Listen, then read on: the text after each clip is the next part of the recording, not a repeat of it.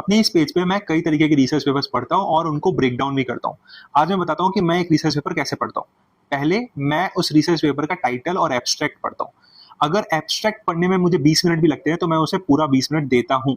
Abstract समझने से paper में क्या बोला गया है वो समझ में आता है। इसके बाद मैं डिसाइड करता हूँ क्या ये मेरे काम का है या फिर नहीं है। उसके बाद मैं कॉन्क्लूजन पे जाता हूँ सीधा और कॉन्क्लूजन समझता हूँ कि एक्चुअली इस पेपर ने क्या कॉन्क्लूड किया है, पेपर बताना क्या चाहता है। एक बार मुझे कंक्लूजन समझ में आता है तो मैं डायग्राम के पास जाता हूँ और कंक्लूजन की हेल्प से डायग्राम को समझने की कोशिश करता हूँ। सारे डायग्राम्स एक एक करके एक ऑर्डर में आर्किटेक्चरल मुझे सेटअप पता चलता है उस पेपर का। उसके बाद मैं उस पेपर को एक बार स्किम थ्रू करता हूँ। इंट्रोडक्शन पार्ट को मैं 1 या 2 लाइन्स पढ़ता हूँ हर पैराग्राफ के, उससे ज्यादा नहीं पढ़ता हूँ, ताकि मुझे सिर्फ मेन पार्ट समझ में आए उस पेपर का। हार्ड मैथमेटिकल फॉर्मूलाज और हार्ड मीनिंग्स को मैं बार बार सर्च नहीं करता, सिर्फ एक बार सर्च करता हूँ। अगर समझ में आ गया तो ठीक, नहीं आया तो आगे बढ़ो। पूरा पेपर इस तरीके से स्किम थ्रू करने के बाद मुझे प्रॉपर अंडरस्टैंडिंग हो जाती है।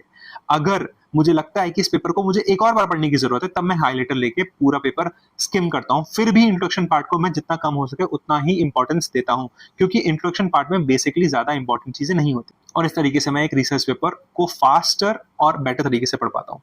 यूजुअली एक रिसर्च पेपर पढ़ने में 1 से 1.5 घंटा आपको लगेगा ही लगेगा। एआई की हेल्प लोगे तो भी